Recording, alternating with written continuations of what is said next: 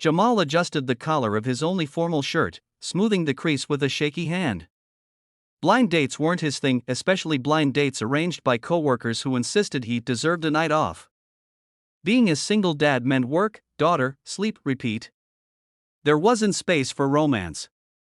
But still, part of him hoped. She arrived exactly on time, the click of her heels sharp and commanding. Elena Adair, CEO of a tech company everyone knew.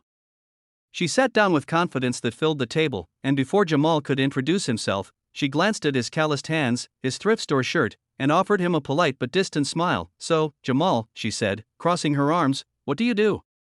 He hesitated. People often judged too quickly. "I'm a delivery driver. Full-time. And I do repairs on the side." Her eyebrows lifted.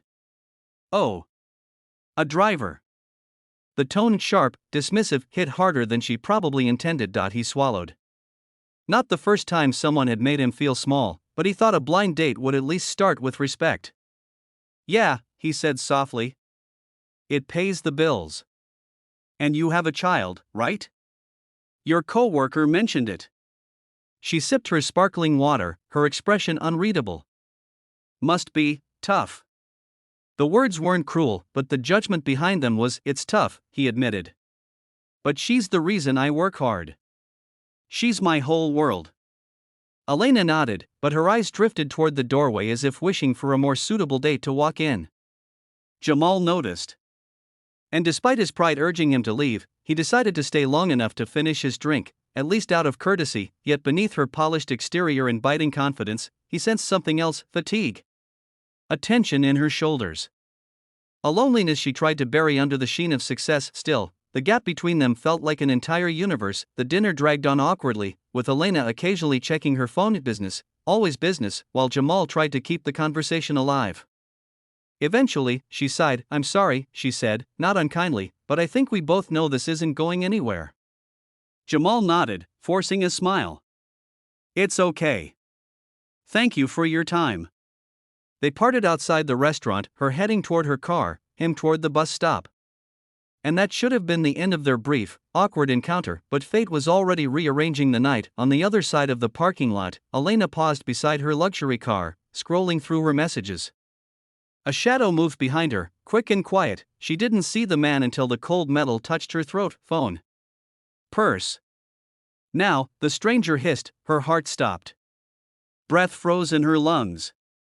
She couldn't scream, fear clenched her voice like a fist. Across the street, Jamal, waiting for the bus, caught the movement.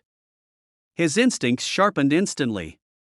He didn't think, he ran. The mugger jerked when he noticed Jamal approaching. "Back off." But Jamal didn't back off. He launched himself forward, grabbing the man's wrist with both hands. "Run, Elena." She stumbled back, terrified, watching the two men struggle. The mugger pulled free and swung wildly. Jamal dodged, but not fast enough. Pain exploded across his ribs.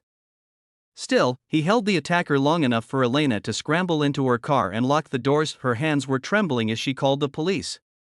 Sirens echoed minutes later, the mugger bolting into the dark while officers arrived to pull him down. When everything finally settled, Elena stepped out of the car, shaken but unharmed. Jamal sat on the curb, breathing heavily. She approached slowly. You saved my life." Jamal looked up, a wince pulling at his features. "Couldn't just watch." Elena swallowed hard. "I'm sorry," she whispered. "About earlier. I was rude. I judged you. And then tonight," her voice cracked. "You didn't even hesitate."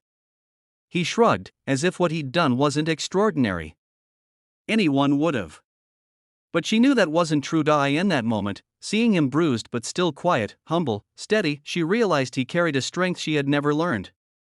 Not the strength of power or money, but of heart. The second chapter of their story didn't begin with romance or promises. It began with gratitude, with a single dad who walked her to the ambulance just to make sure she was okay, and a woman who saw, for the first time in years, the goodness she had forgotten humans were capable of. And the night that began with judgment ended with something entirely different.